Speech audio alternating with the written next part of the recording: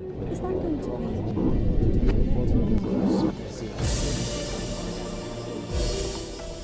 be? The UN's position on Syria has been consistent. There is no such military solution in this case. There is no military solutions to this conflict. There is no military solution. But those words are now sounding very hollow. In eastern Aleppo, no one expects a political settlement. Hour by hour, the Assad government, backed by Hezbollah, Iran, and the military might of Russia, is advancing. On Talk to Al Jazeera, we speak about the nearly 6-year-long catastrophe in Syria, which may have claimed as many as 500,000 lives, with the man who's led the UN throughout the conflict. Ban Ki-moon is in his final few weeks of his 10-year term in his office here on the 38th floor of the UN building. We ask him about the state of the war, about the human suffering, and whether there'll be accountability for the war crimes that have been committed. With Donald Trump, a man who's declared the UN weak and incompetent, becoming the US president just days after Ban leaves office, we ask what it means for the international system. He's threatened to tear up the Iran nuclear deal, reconsider the US's improved relations with Cuba, and pull out of the Paris Climate Accord, all things Ban Ki-moon considers achievements. He even described the Iran deal as a triumph of diplomacy. We also asked Secretary-General Ban about his future after he leaves office on December the 31st.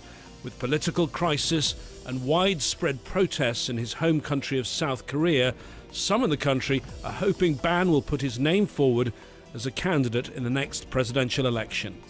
We'll ask him about his intentions. Secretary-General, thank you for talking to Al Jazeera. You're nearly at the end of your term. When you became Secretary-General in 2006, it was after a decade in which we'd seen the genocide in Rwanda, which we'd seen brutality in Bosnia, Srebrenica, for example. And the world said never again. And yet, for the last 5 years, it's happened again. How is history going to judge the international community on Syria? It has been quite a sad and heartbreaking experience for me to see Syrian people have been suffering tremendously during the last 5 years. It's a collective failure of international community. When the Syrian people among themselves are fighting, then international community, United Nations and regional powers should have helped them resolve their problems. But unfortunately, regional powers and the United Nations, particularly Security Council, have been divided. That is why we have not been able to resolve this issue. There is no military solution. I have been making quite clearly all the times, only inclusive, Syrian-led intra-Syrian dialogue. But that's become a mantra. That's become a mantra of yours, Secretary-General. There is no military solution. And yet look at eastern Aleppo. There is a military solution unfolding hour by hour before us. My special envoy, Stefan de Mistura, has been working very hard. Of course, I have been reaching out to the leaders of the region. And I appreciate, in fact, United States, led by John Kerry, Secretary of State, and Minister Lavrov of Russia, to have a deal made. But it has always been broken all the times. We have more than 5 million refugees and 12 million people who are in need of urgent life-saving and life-sustaining support. These are all tragic situations now. There is no time to spend at this time. We must have a cessation of hostilities and engage in political dialogue between the parties, led by and facilitated by the United Nations. The problem is that one man certainly believes in a military solution. In October, you said no country's destiny should rest on the fate of any single individual. We know who you were talking about, President Assad. Prime Minister Cameron of the UK is out of office. You'll be leaving in a few weeks. President Obama a few weeks after you. And yet President Assad will still be in office. What does that say to you, that a man who's been responsible for such brutality, quite possibly war crimes, seems to be having things his way?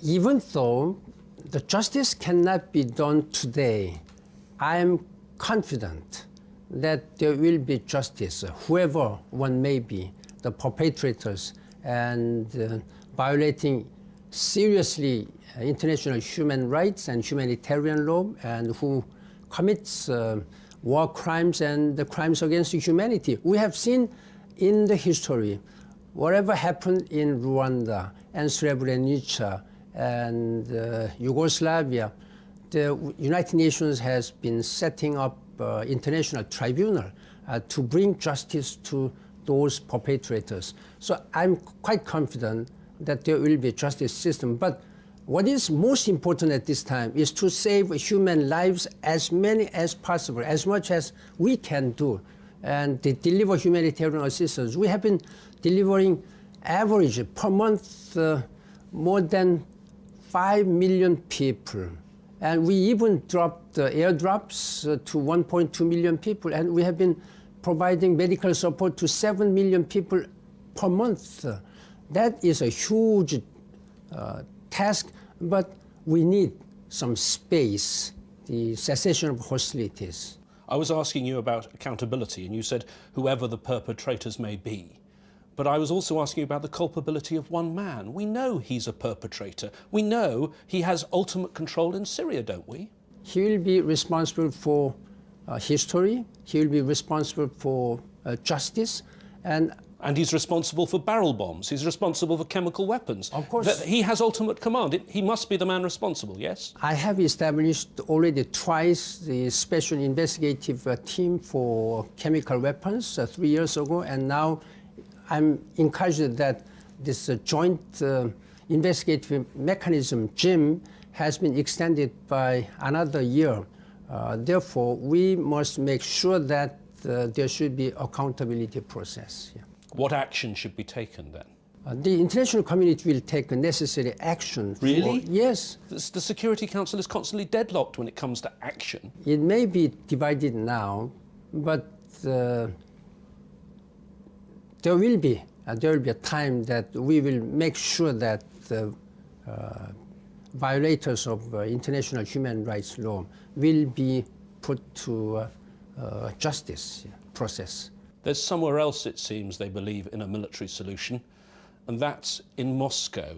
Russia has moved its military might to Syria. It's been involved in an onslaught, a bombardment of Syria. It's maintaining sieges, it's bombing hospitals, it may even have bombed an aid convoy. Is this the sort of thing a permanent member of the UN Security Council should be engaged in? I have been making quite clear repeatedly that there is no military solution. This is wrong. But President Putin's not listening to you.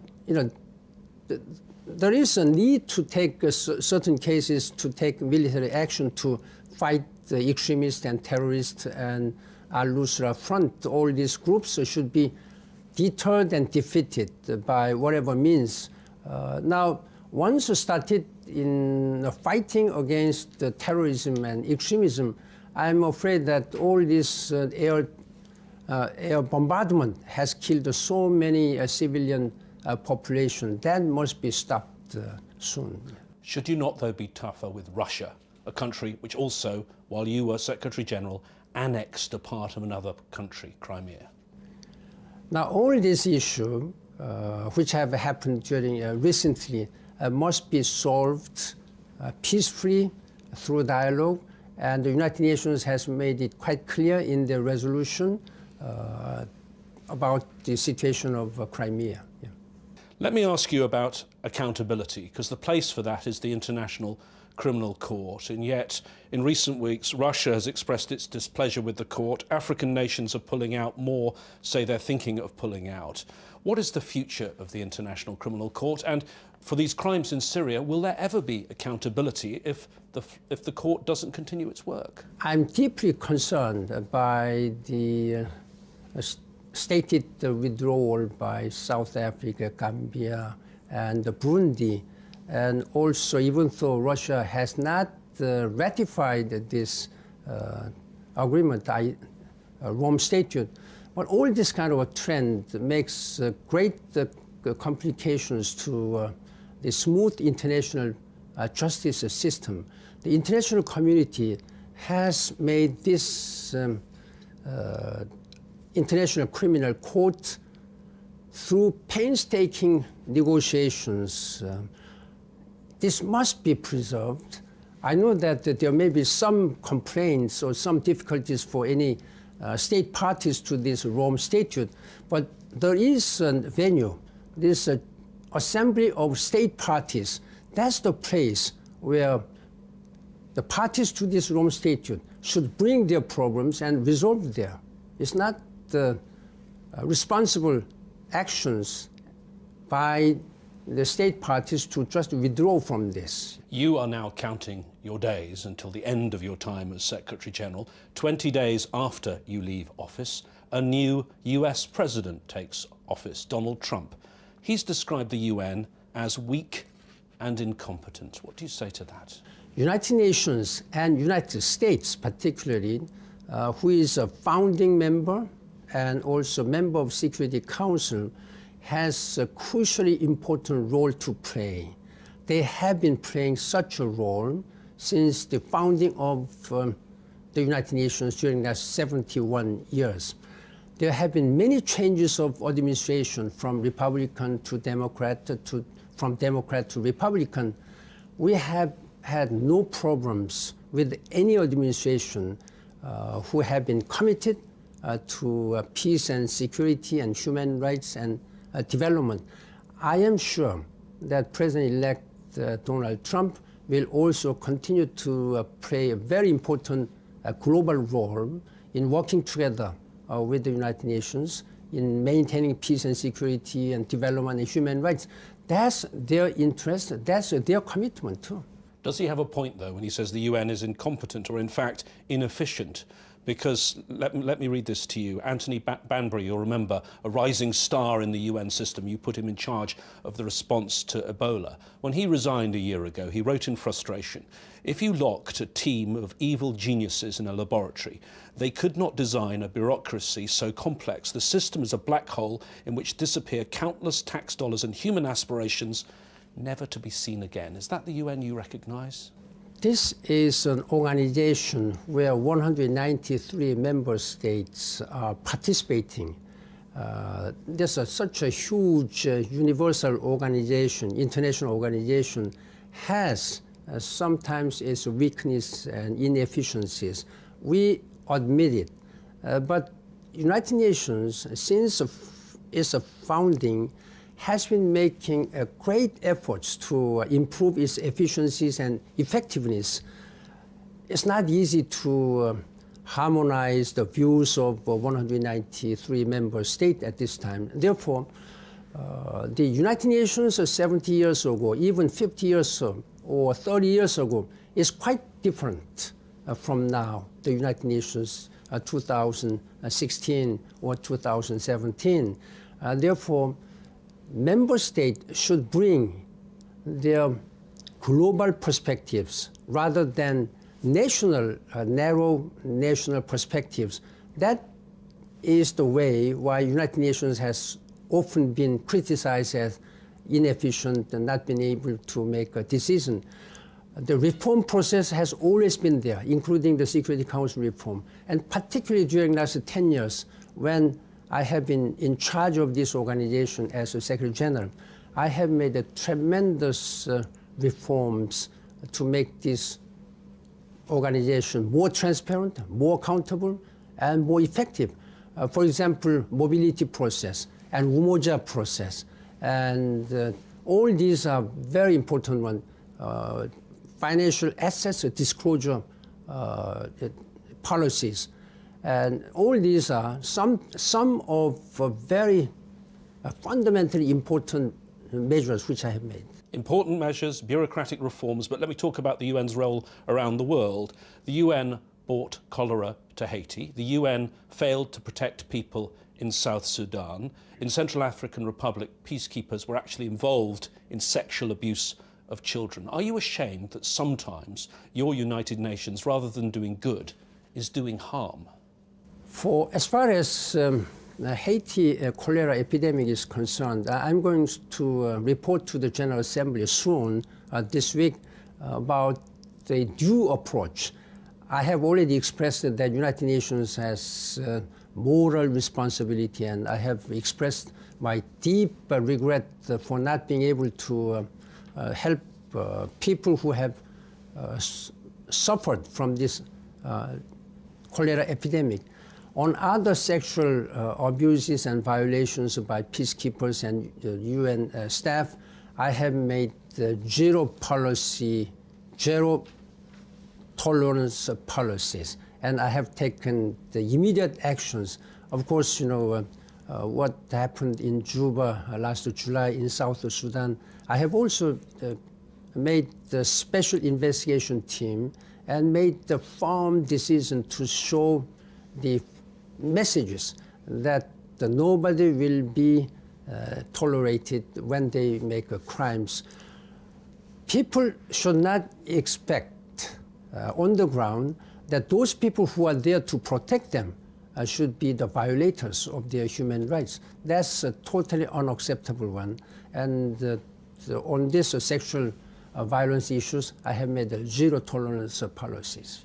It's a very grim picture when you look at the situation in some of those African countries and you look at the situation, we talked about Syria, but in other places in the Middle East. But there are some positive glimmers. There are some recent achievements. For example, the US restored relations with Cuba. There's the Iran nuclear deal. And also there's what you, I know, consider a personal achievement, which is the climate change deal in Paris. The problem with those three successes is that Donald Trump is considering tearing up all three. Well, I have heard what he said during his electoral campaign process. Normally, the presidential election campaign process is hard fighting and a lot of rhetorics are being said. Recently I had a telephone talk with Donald Trump, President-elect. I discussed all the issues. While we are living in an era of turmoil and difficulties, but the United Nations has presented a great sense of hope to the international community. Not to mention about all these Iranian nuclear deals and all other improved relationship between the United Nations and Cuba. But Sustainable Development Goals with the 17 goals aiming by 2030 and Paris Agreement on climate change, those are real visionary and most ambitious framework which United Nations has presented to the world to make this world healthier, more prosperous, more peaceful. Let me ask you about climate change, though, because Donald Trump has been quite clear. He's not sure whether he believes there is climate change. What do you say to him?